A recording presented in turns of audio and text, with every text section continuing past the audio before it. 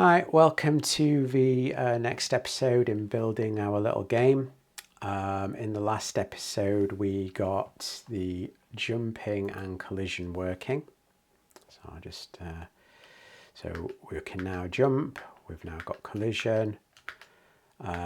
We also had a little look at designing our map.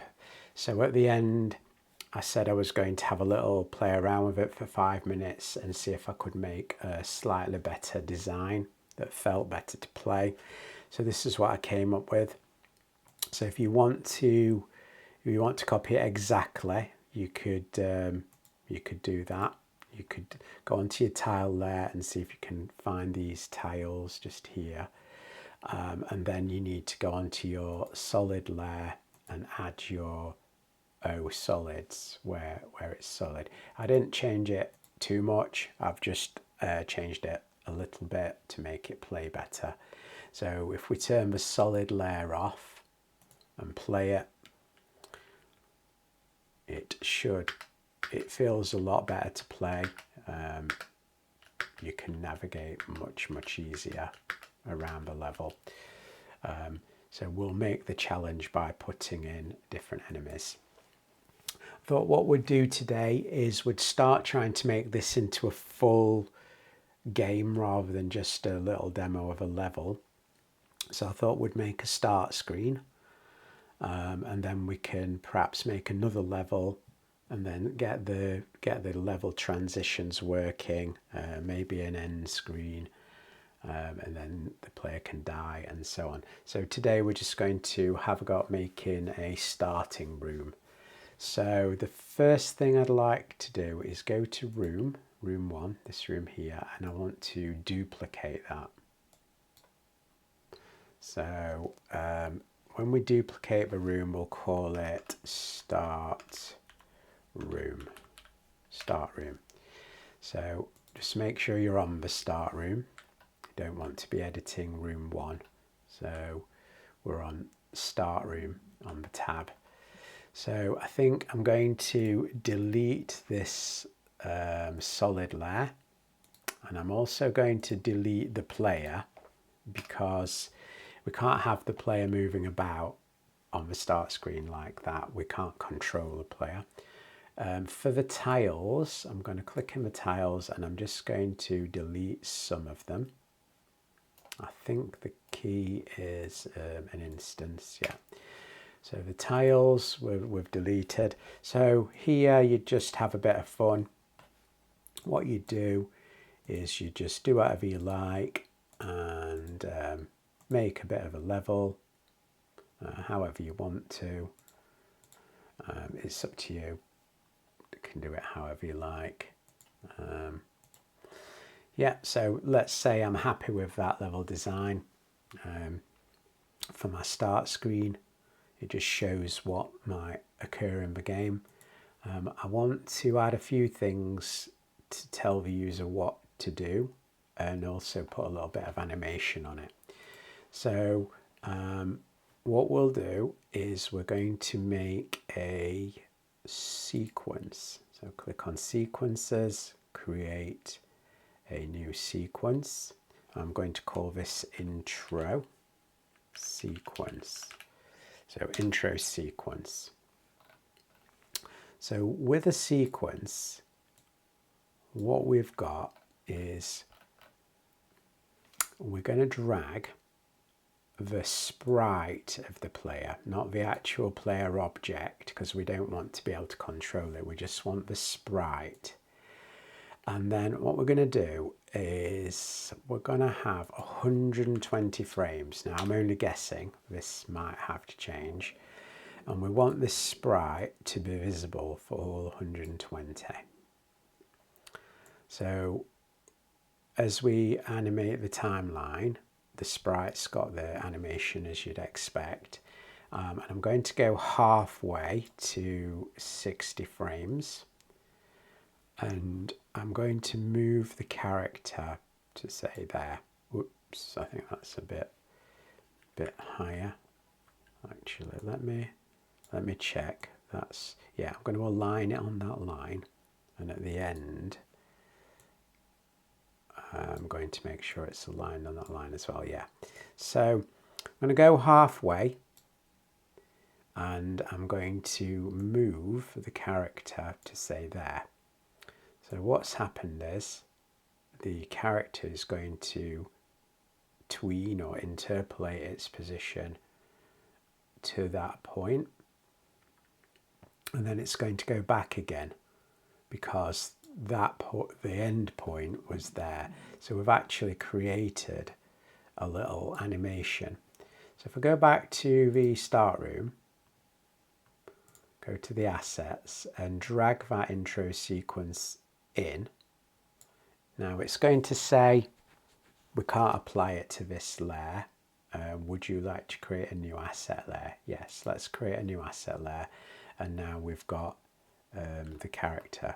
So let's see, it does actually snap. If you're having problems with the snapping, just turn it off and place it where you would like it. Different tiles will have different snapping. Right, if we press play, we can actually see what it's doing. So maybe we're happy with that, maybe we're not. So let's just go back into the sequence. So a couple of things is we could put it on loop. And the next thing we could do is we'll go back to this frame 60. Maybe that's not far enough. Maybe it needs to be a bit further. I'm only eyeballing this. We could use these numbers at the top to measure it exactly how many pixels we wanted. But for this, I'm just going to guess. Now it's quite fast, so we could slow it down by making it more frames. So I think what I'll do is I'm just going to make it so it's not quite as far, and then it won't be quite as fast either. So let's try that. When you're doing these sorts of things, it's always a matter of just fine-tuning it to how you want it. So let's, I was going to say let's stop it. I don't think it is going to stop. Right, room, start room. Nope, it doesn't seem to want to stop. Stop, right. Let's actually play the real game. So the problem we've got is it doesn't start on the start screen because we've not told it to. So to make it start on the start screen, we have to click on the little house symbol and grab this and put that at the top. So we've now got start room. You can use these arrows as well. We've got the start room at the top, then room 1, then room 2. So the next thing we need to do is make it move onto the game, because if I play it now, we won't have any way of starting the actual real game. So we're just going to use the built-in Gamemaker functions for this because we don't really need to write any code for it. So we could go into the start room, and then we could go to the instance creation code,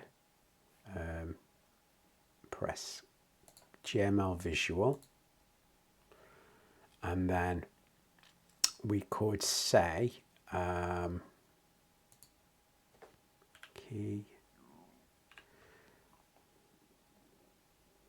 Oh, actually, probably best not to do it that way. Let's create a controller. That might be a better way of doing it. Yeah, that will work better. So I've lost my level. If that happens, there's a button here that centers it.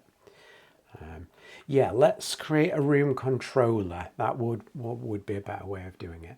So let's go to objects, create an object, and we'll call this object O for object, start controller. So I've called it object start controller. Giving everything clear names is essential. Our game is very small at the moment, but if you build a full-size game, you're going to literally have hundreds of objects. And if you don't start at the beginning naming them all properly, you'll quickly find you get in a mess and you cannot find anything. So it's really essential you start naming them in a meaningful way so that when you see it, you'll know what it is. So the start controller is not going to be drawn on the screen. We don't need a sprite. We're just going to have an event. So we're just going to add an event. We're going to have a key pressed space. So this is very like what we did in the code for the character. It was the key press event. We're just doing it inside here. So we're going to use the visual language, and all this allows us to do is choose an action rather than type it in code. And you can convert it to code if you want to see what it does, but it's just going to be room go to next. So if I type in room, we've got these here that we can go to room, a specific room. We can go to the next room. So in our case, it is the next room. We could go to room and then go to room 1. That would be fine. I'm just going to put go to next room because it is going to be the next room. If we look on the list, it is always the next room. So that should be it. When we press the space key, it should go to the next room. So let's do that. So press the space key and nothing happens. So let's have a look why. So maybe we should try go to room 1. Maybe we should try that. Maybe that would be better. Let's give that a go. See if that works. Press the space. Nothing happens. Oh, I know why nothing's happening. I'm getting ahead of myself. So what I've missed out is I've not added this start controller into the room. So where we've got the instances, drag over the start controller. Doesn't matter where you put it because it's invisible. But all that's going to do is it's going to sit in this room and wait for you to press space. So stop the script running. It's already running. I didn't stop it. Now we've got it running. I press the space and it goes to the level. So yeah, it's very easy to forget to do something like that. Like I've spent half an hour making something and I forgot to put it in the room. So yeah, that'll probably happen to you. It happens to me all the time. And then I'm wondering why it doesn't work. So yeah, we've got the start controller. We made it go to room 1, but I could have also done next room as well. It doesn't matter. So I think the last thing for this room is we've got no instructions on here. Now I'm not going to spend long doing this. You could actually make a nice graphic for this or do something, but I'm just going to show you a quick, easy way within Gamemaker to get that on the screen. So I'm just going to go to sprites, create sprite, and I'm just going to make a sprite. I'm just going to do, so our room width is 360. So I'm just going to make a sprite 300. I don't want it to be 300 by 300. I want it to be 300 by 100. And I'm going to apply that. And then I'm going to click Edit Image. So I've got a canvas here. So I could draw something. I could paint something. Just for now, I'm just going to use the text tool. And we can see how big the text is. So I'm going to make it bigger. Let's do 20.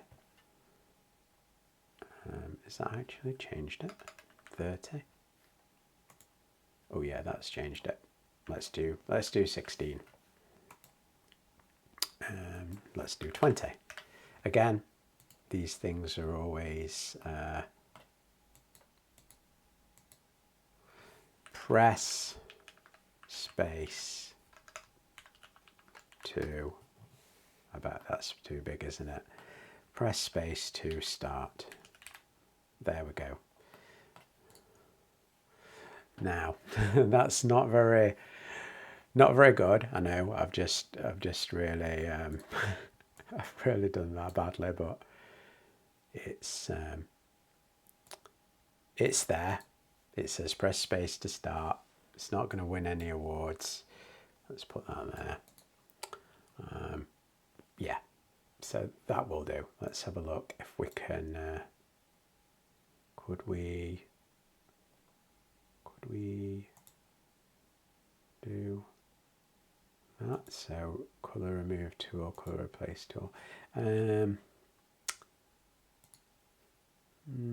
Yeah, let's just do that. It's terrible, but it will do. So press space to start. I'm going to call this, I'm going to rename it S start text. And if I were making a real game, I'd probably do this and I'd put that in. And then when I've got time, I would probably go into another program and make a proper graphic for it and then put it in and come back. But for just this demonstration, all we need to do is we need to, I'm going to go to the assets layer and I'm going to drag in this. Now, as you can see, it doesn't fit very well.